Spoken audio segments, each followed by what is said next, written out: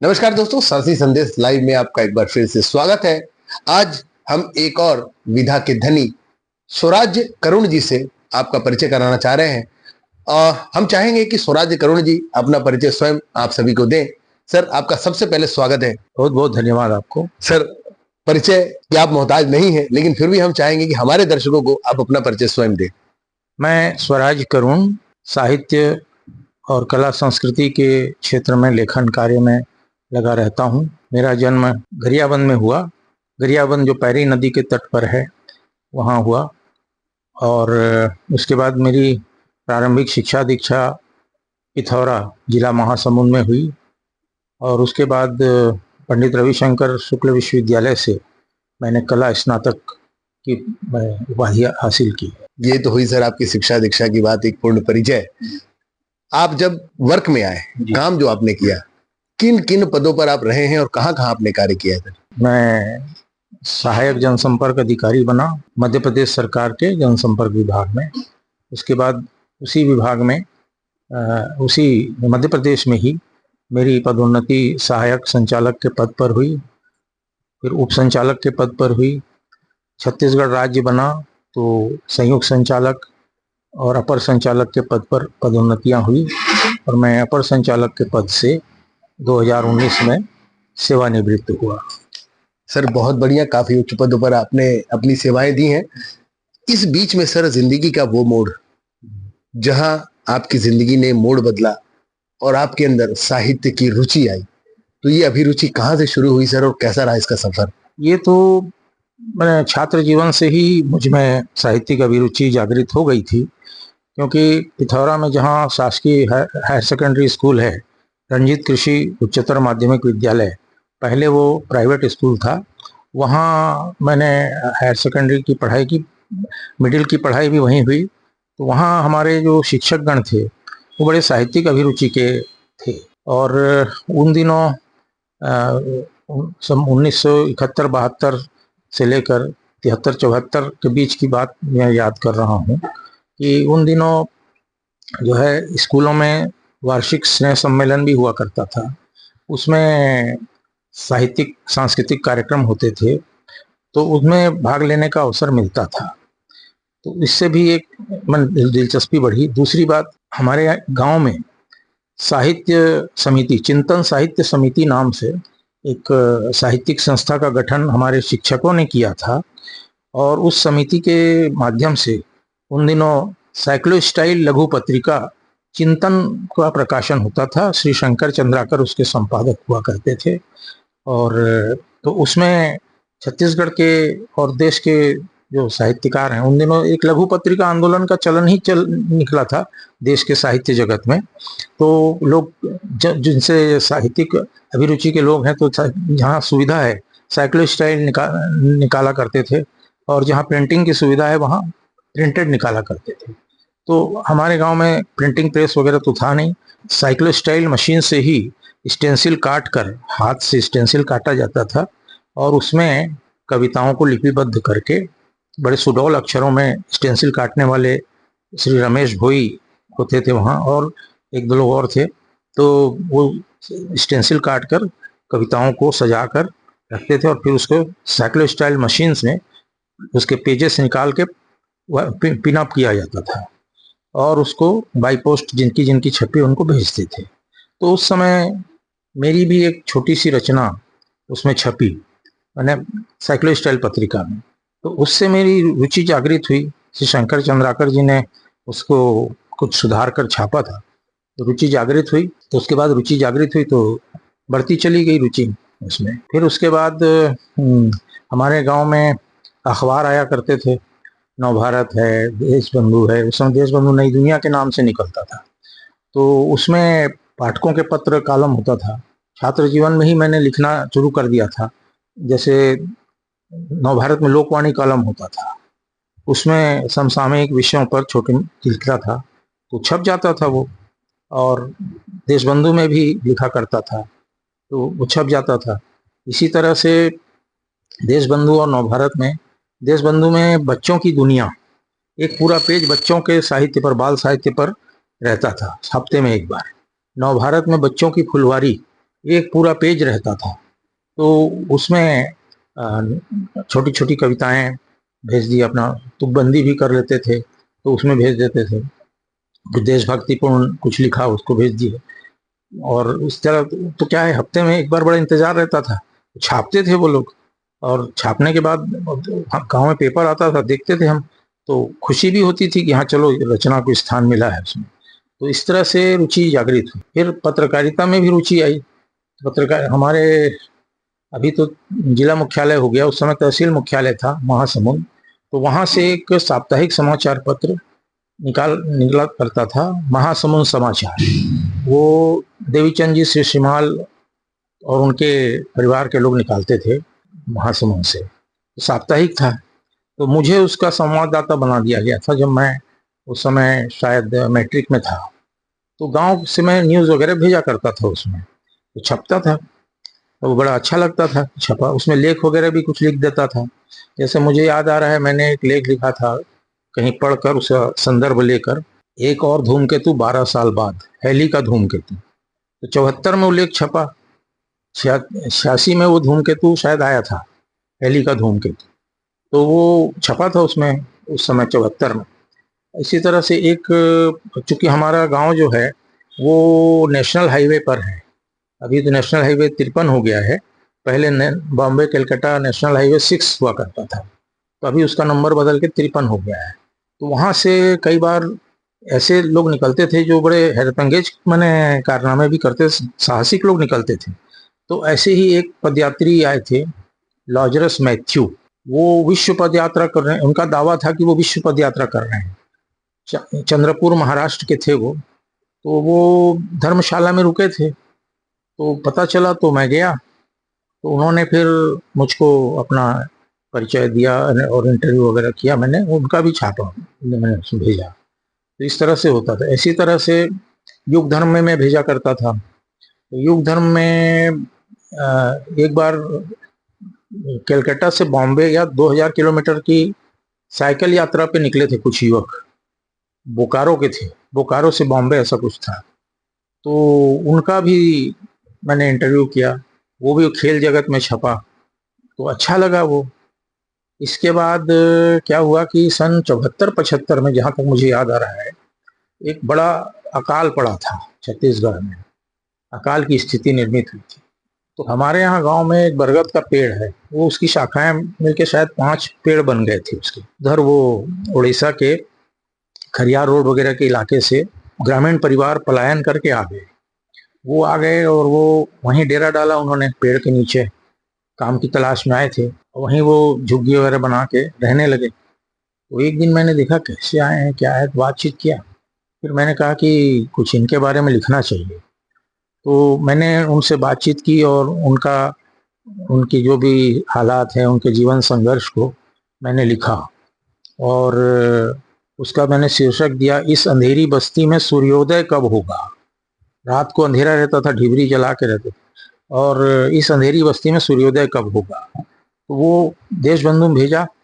तो वो संडे के पेज में उन्होंने, मैंने लगभग कहना चाहिए कि एक पेज, मैंने काफी विस्तार से उन्होंने उसको प्रकाशित किया, एज इट इज, जस्ट तस। तो उससे भी उत्साह बढ़ा, पत्रकारिता में भी कुछ करूं ताकि लोगों का कुछ भला हो सके। इस उद्देश्य से मैंने साहित्य का भी ये किया, मैंने साहित्य में भी रुचि ली और पत्रकारिता में। सर, जानना चाहेंगे कि आप एक साहित्यकार हैं और विभिन्न विधाओं में आप लिख रहे हैं। अब तक कितनी रचनाएं आपने लिखी हैं और प्रकाशित हुई हैं? रचनाओं का लेखन तो 1971-72 से लगातार चल रहा है, चाहे वो छोटी रचना हो या जैसी भी हो, कविताएं हैं और दूसरी तरह की चीज़ें हैं।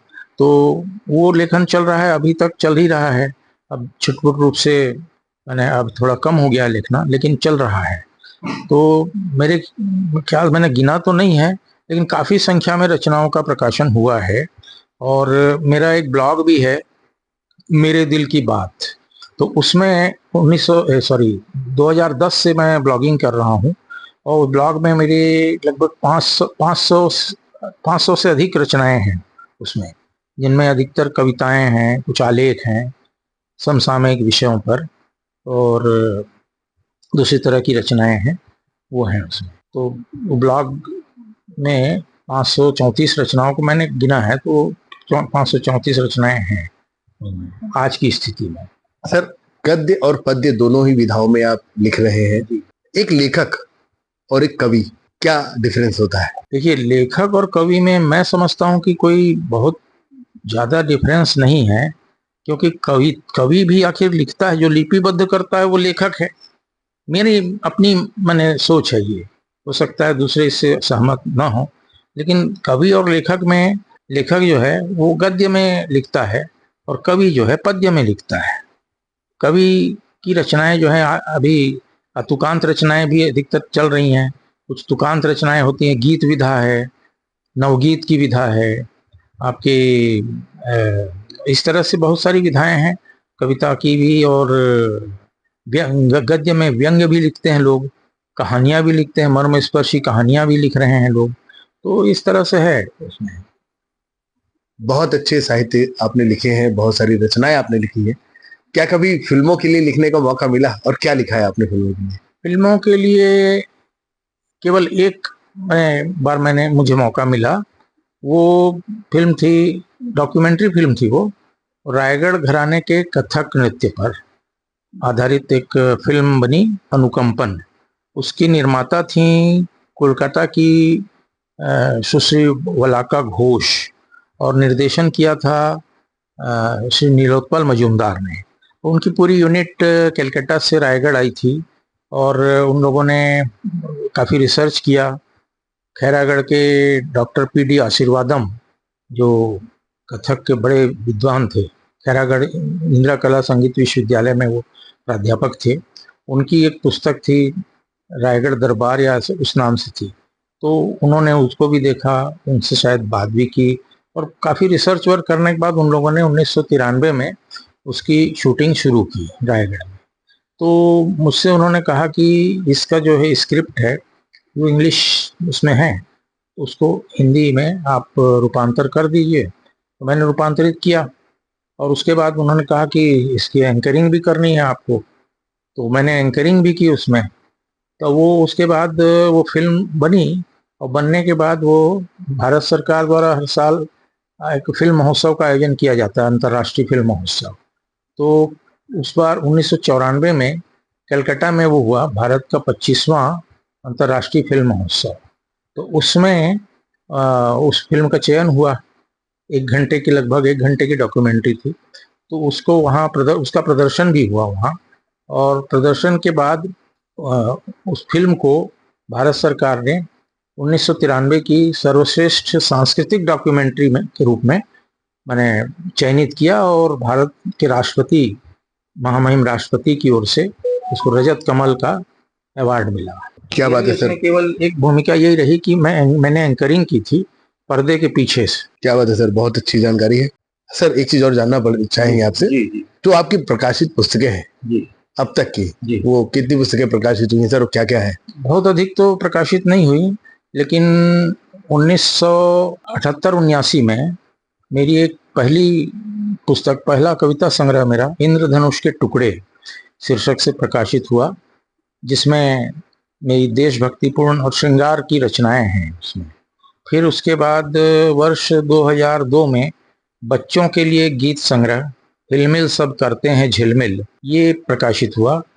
और उसके बाद 2011 में एक और कविता संग्रह मेरे दिल की बात शीर्षक से छपा। उसके बाद का तो और कोई कविताओं की कोई पुस्तक तो और नहीं निकली, लेकिन साझा कविता संग्रह बहुत सारे निकले, सब कवियों के साथ मिलकर वो किताबें निकली। और एक पुस्तक उड़ीसा का जो प्रसिद्ध तीर्थ है, अपने पश्चिम उड़ीसा का बरगढ़ जिले में है, नृसिंहनाथ, जो गंधमार्दन पर्वत के नीचे है। तो उसके बारे में 1983-84 में वहाँ के बड़े साहित्यकार हैं श्री निराकार महालिक, उन्होंने किताब लिखी थी उड़िया में, श्री नृसिंहनाथ तत्व मंदिर और क्षेत्र परिचय। तो उसका मैंने हिंदी रूपांतर किया तीर्थ क्षेत्र नृसिंहनाथ के नाम से। उसके 3 एडिशन निकल चुके हैं। पहला एडिशन 1985 में आगामी साहित्य संसद पद्मपुर द्वारा प्रकाशित किया गया था। उसके बाद 2001 में श्री नरसिंहनाथ मंदिर परिचालना समिति ने उसका दूसरा संस्करण निकाला और 2019 में उसी समिति ने, श्री नरसिंहनाथ मंदिर परिचालना समिति ने तीसरा संस्करण भी निकाला उसका। तो वो नरसिंहनाथ मंदिर और उसके आसपास के ऐतिहासिक स्थलों के बारे में उसमें जानकारी है। वो मेरी हिंदी में मेरी स्वयं की पुस्तक तो नहीं है, लेकिन वो रूपांतरित एक रचना है वो। सर, आज के समय में, अगर आज के समय की बात करें तो साहित्य लेखन को आप किस नज़र से देखते हैं? साहित्य लेखन समाज के हित में होना चाहिए, क्योंकि साहित्य में ही हित शब्द का माने समावेश है। तो साहित्य वो है जो दूसरों के हित के बारे में सोचे, समाज के हित के बारे में, मनुष्य के हित के बारे में। और आज का लेखन भी उसी तरह से होना चाहिए और हो भी रहा है। बहुत से लोग लिख रहे हैं और अच्छा भी लिख रहे हैं, बहुत अच्छा। सर, सोशल मीडिया जब से आई है तब से कुछ लोग, चाहे जिस भी वजह से, साहित्य और कविता पाठ और इस तरह की जो रचनाएं लेखन कर रहे हैं, इसे बहुत फुहड़ता डाल दे रहे हैं। कुछ अपशब्दों का प्रयोग कर रहे हैं, कुछ आपत्तिजनक शब्दों का प्रयोग कर रहे हैं और उस पर भी उन्हें तालियां मिल रही हैं। ऐसे लेखन को क्या कहेंगे? ऐसे लोगों को क्या कहना चाहेंगे? ऐसा लेखन, दुर्भाग्य की बात है कि ऐसा हो रहा है। ऐसा नहीं होना चाहिए। साहित्य जो है वो समाज को सही दिशा देने का एक बड़ा माध्यम है। चाहे वो कविता के माध्यम से हो, चाहे कहानियों के माध्यम से हो, चाहे उपन्यास के माध्यम से हो, चाहे और किसी भी रचना, किसी भी विधा की रचना से हो। तो लेकिन अगर ये सोशल मीडिया में लोग ऐसा कर रहे हैं तो उन्हें ऐसा नहीं करना चाहिए। उन्हें समाज के हित को ध्यान में रखकर, मानवता के हित को ध्यान में रखकर लिखना चाहिए। दोस्तों, सुना आपने, सर कह रहे हैं कि समाज के हित में लिखा गया लेख साहित्य कहलाता है और आज इस साहित्य की गरिमा पर कालिक लगाने का काम कुछ लोग अपने चंद फायदों के लिए, चंद रुपयों के फायदे के लिए कर रहे हैं। ये बंद होना चाहिए। एक सवाल और लेना चाहेंगे। आज के दौर की अगर हम बात करें, हिंदी साहित्य किस स्थिति में है?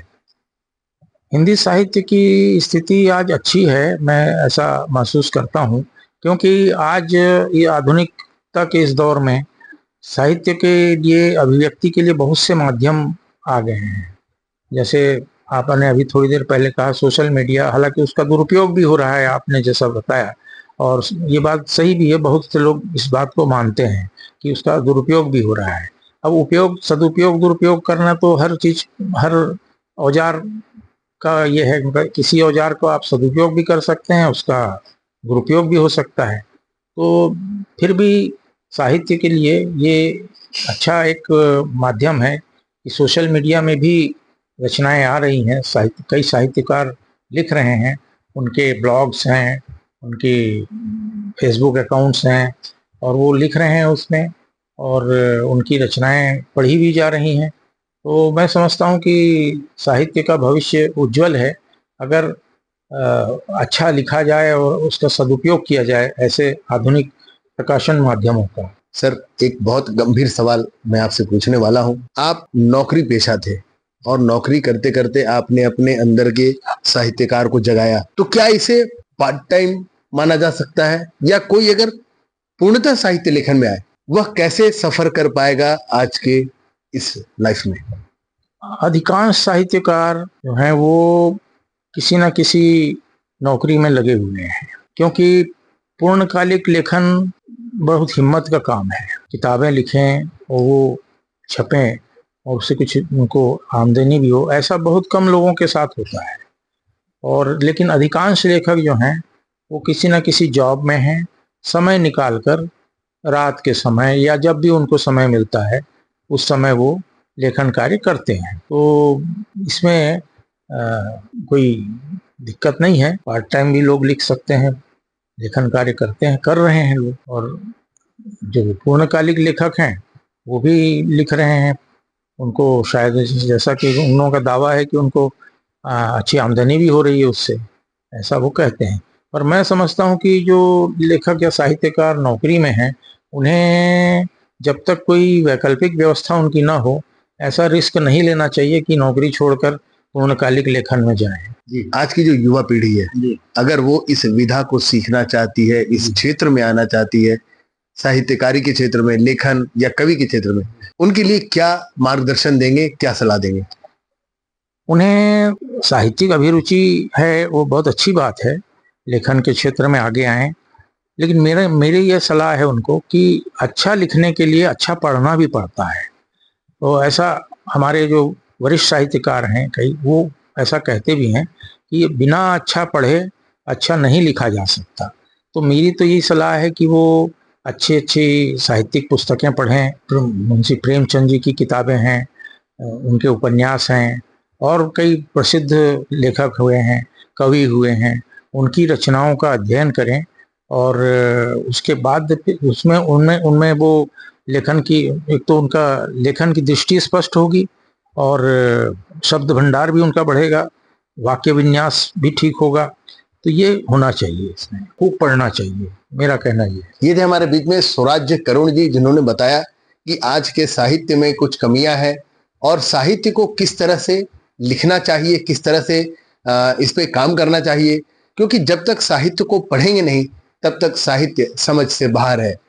तो सर, आपका बहुत बहुत धन्यवाद हमारे चैनल से जुड़ने के लिए। धन्यवाद, धन्यवाद आपको। दोस्तों, ऐसी और खबरों के लिए हमारे साथ बने रहिए और देखते रहिए साथी संदेश लाइव। मैं हूं संतोष शर्मा, रायपुर से।